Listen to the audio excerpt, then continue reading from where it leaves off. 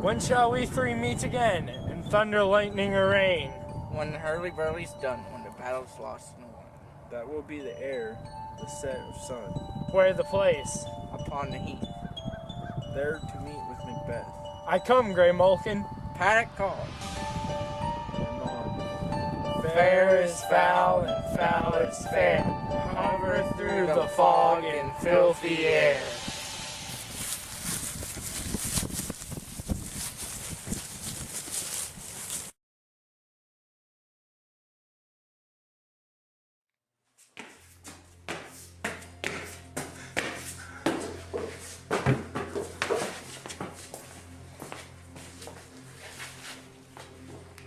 What bloody man is that? He can report as seemeth by his plight of the revolt the new estate. This is the sergeant who, like a good and hardy soldier, fought against my captivity. Hail, brave friend. Say to the king the knowledge of the broil as thou didst leave it. Doubtful it stood, as two spent swimmers that do coin together and choke their art. The merciless MacDonwall, worthy to be a rebel, for that the multiple villainies of nature do swarm upon him. From the western isles of Kerns and gallow glass is supplied, and fortune, like Valier's minion, curved out his passage till he faced the slaves which never shook hands, nor bade farewell to him, till he unseamed him from the nave to the chops, and fixed his head upon our battlements. O valiant cousin, worthy gentleman. As once the sun gained his reflection, shipwrecks, storms, and direful thunder break, so from that spring whence comfort seemed to come discomfort swells. Mark, King of Scotland, mark, no sooner justice had the Baber arm compelled these skipping kerns to trust their heels. But the Norwegian lord surveys vantage with foolish arms and new supplies of men bring a fresh assault. Dismay not this, our captain's Macbeth of Banquo. Yes, as sparrows eagle, or the hare the lion. If I say so, if I must report, they were as cannons overcharged with double crack, so they doubly redoubled strokes upon the fell, except they went into battle and reaped wounds and mesmerized another Gilgamesh. I cannot tell, but I am faint, my gaseous cry for help. So why thee, as thy wounds? They smack the honor both. Go get him surgeons. The worthy Thane of Ross. What a haste looks through his eyes. So should he look that seems to speak things strange. God save the king. Whence camest thou, worthy Thane? Where the Norwegian banners float, the sky and fan our people cold. Norway himself with terrible numbers, assisted by that most disloyal the Thane of Carlin, began a dismal conflict till the Bologna bridegroom, lapped in proof, confronted him. With self-comparison, point against point, rebellious arm against arm, curbing his loyalist spirit, and to conclude the victory fell on us. That now Sweno, the Norway's king, gross comparison, nor would we deny him burial of his men till he dispersed at St. Column's inch 10,000 callers to our general use. No more that Thane of Cawdor shall deceive our bosom interest. Go, pronounce death, and with his former title greet Macbeth. I'll see it done. What hath lost, noble Macbeth hath won.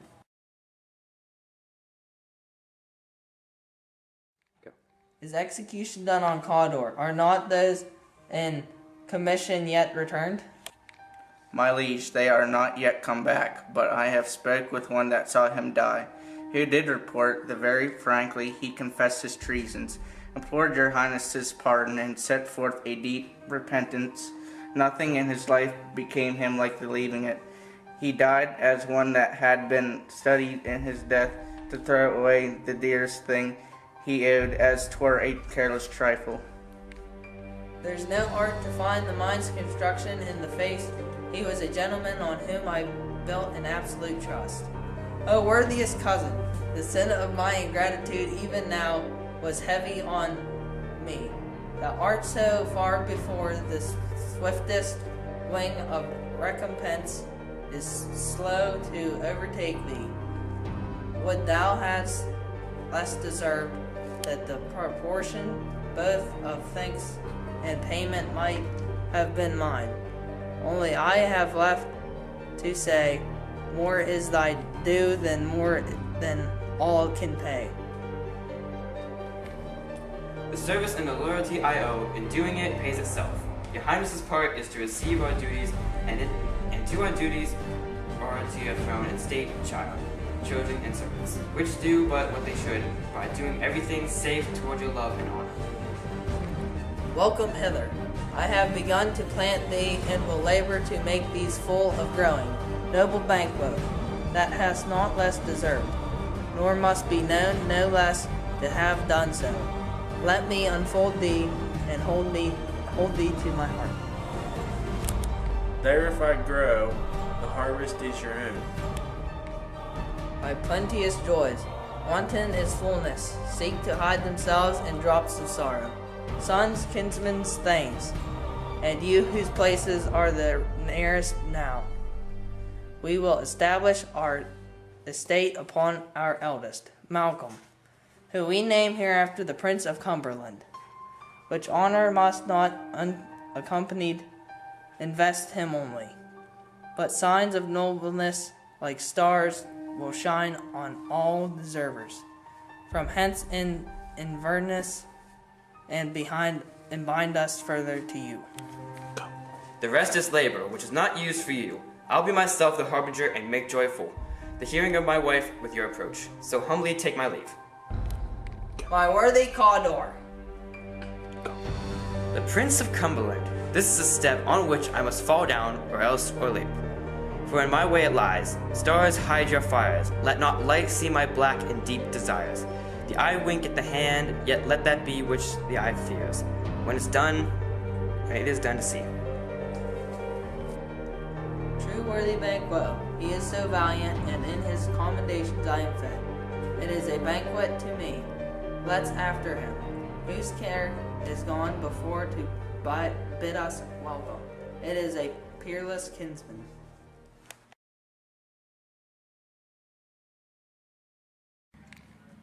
How goes the night, boy? The moon is down. I have yet not heard the clock yet. Then she goes down at 12? I take it 'tis later, sir. Hold, take my sword. There's my husband in heaven. Their candles one and all out. Take thee that too. A heavy summons lies like lead upon me. And yes, I would not sleep. Merciful powers, restrain me. The cursed thoughts that nature gives away, tame response. Give me my sword. Who's there? A friend. What, sir? Not yet at rest. The king's abed. He hath been in unusual pleasure, and sent forth great largesse to your offices. This diamond he greets your wife withal, by the name of most kind hosts, and shut up in measureless content. Being unprepared, our will became the servant to defect, which else should free have wrought. All's well. I dreamt last night of the three weird sisters. To you, they have showed some truth. I think not of them. Yet when we can entreat an hour to serve, we would spend it in some words upon that business, if you would grant me time. At your kindest leisure. If you shall cleave to my consent, when 'tis, it shall make honor for you. So I lose none in seeking to argument it, but still keep my bosom franchised and allegiance clear. I shall be consulted. Good repose the while. Thanks, sir. The like to you. Go bid the mistress. My drink is ready. She strike upon the bell. Get thee to bed.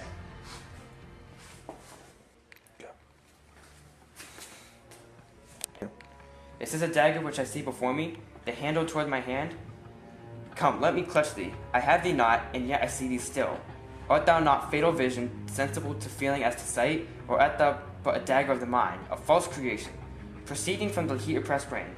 I see thee yet, in form as palpable as this which now I draw. Thou marshallest me the way thou was going, if such an instrument I was to use. Mine eyes are made the fools of the senses, or else worth all the rest. I see thee still, and only thy blade and dungeon gouts of blood, which was not so before. There's no such thing. It is the bloody business which informs thus to mine eyes. Now o'er the one over the half-world, nature seems dead and wicked dreams abuse. The contained sleep, witchcraft celebrates, pale Hecate's offerings, and withered murder, alarmed by his sentinel, the wolf whose howl his watch, thus with his stealthy pace, and with Tarquin's ravishing strides toward his design, moves like a ghost. Thou sure and firm set earth, hear not my steps, which way they walk, fear thy very stone prate of my whereabout, and take the present horror from time, which now suits with it, while as I treat he lives. Words to the heat of deeds too cold breath gives. I go now, and it is done. The bell invites me. Hear it now, Duncan, for it is a knell that summons thee to heaven or to hell.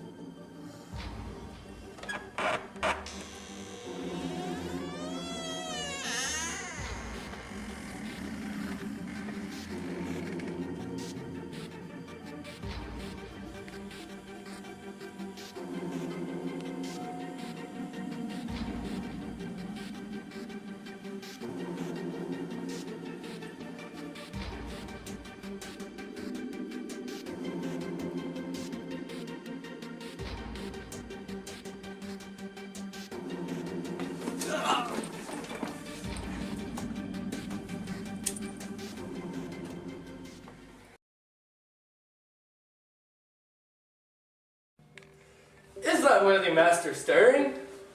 Ah, our knocking has awakened him. Here he comes. Good morrow, noble sir. Good morrow, both. Is the king stirring, worthy thane? Not yet. He did command me to call timely on him, and I have slipped the hour. I'll bring you to him.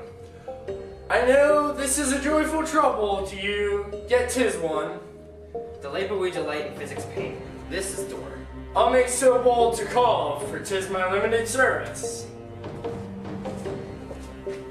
Goes to King hence today? He does. He did appoint so.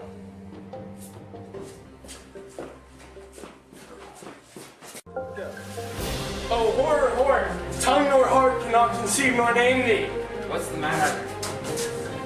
Confusion now hath made his masterpiece, but sacrilegious murder hath broke a point upon the Lord's anointed temple, and stole hence the life of this building.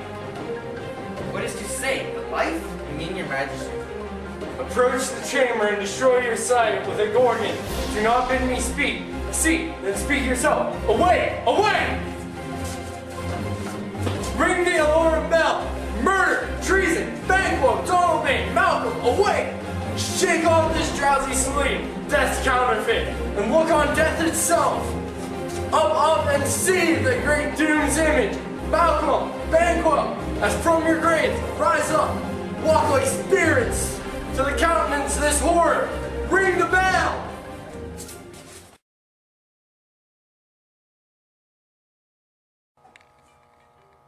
70 I can remember well. Within the volume of time I have seen hours dreadful and things strange, but this sore night hath trifled former knowings.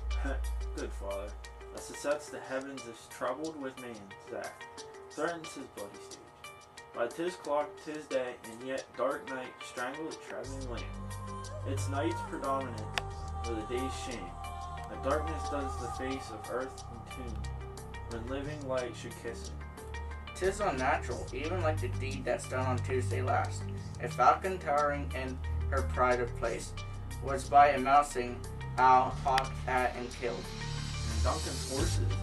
The thing must no strange and certain, beauteous and swift. The minions of their race turned wild in nature, broke their stalls, flung out, contending against obedience, so that they would make war with mankind.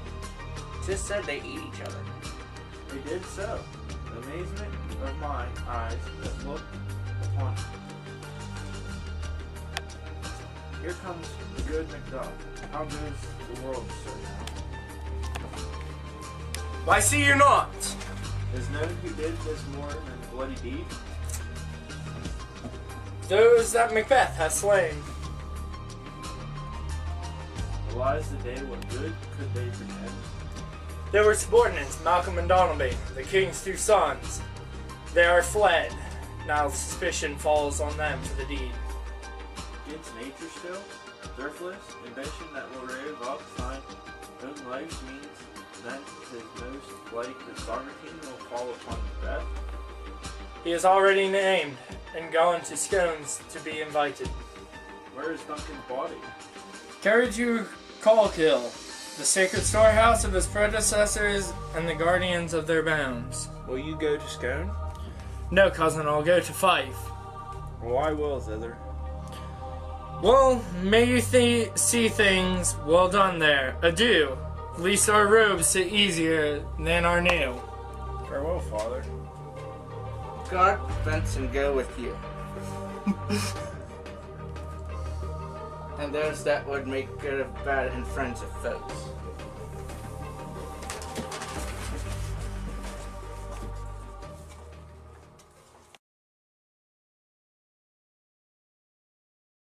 Why should I play the Roman fool and die on mine own sword, while as I see lives, the gashes do better upon them?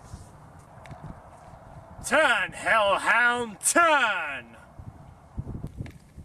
Of all men, Alice, I have avoided thee, but get thee back. My soul is too charged with blood of thine already. I have no words. My voice is in my sword. Thou bloodier villain than terms can give thee out.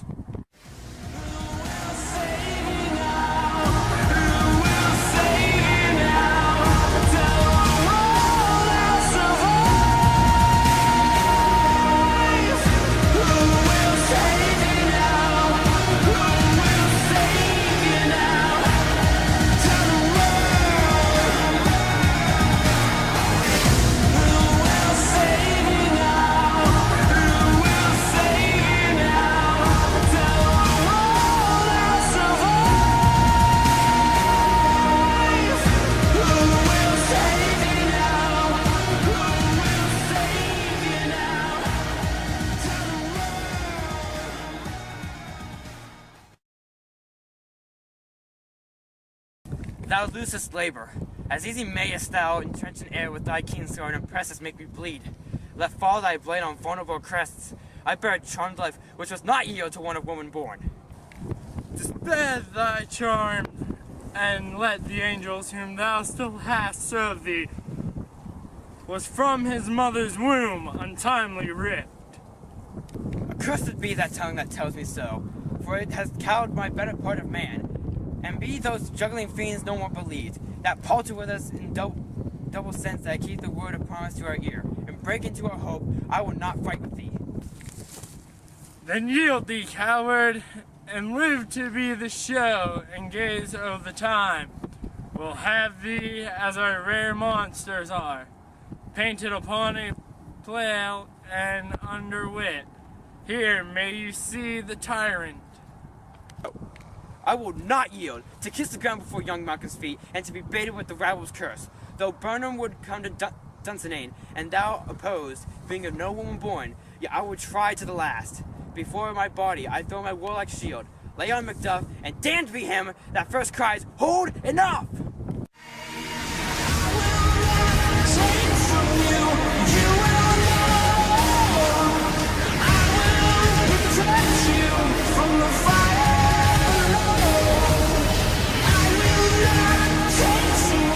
And you will not hold.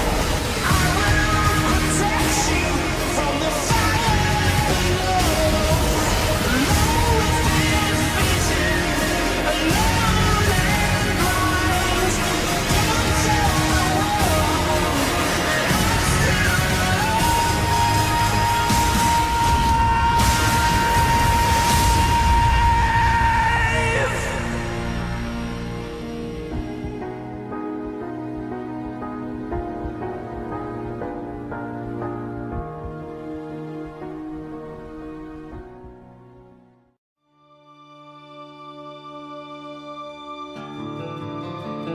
I go, and it is done. The bell invites me. Hear it now. Whenever I start speaking, start ringing.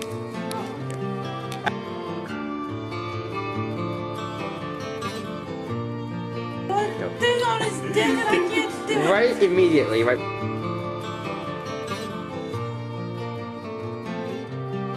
Say to the king the knowledge of the royal. He told.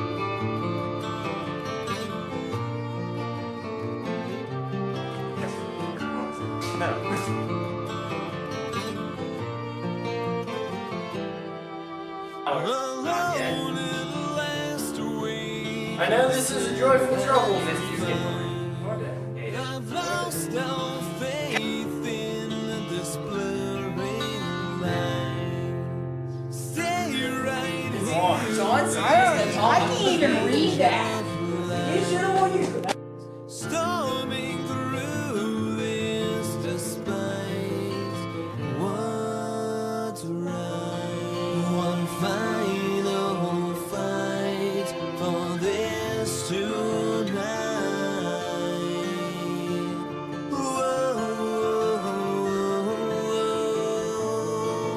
with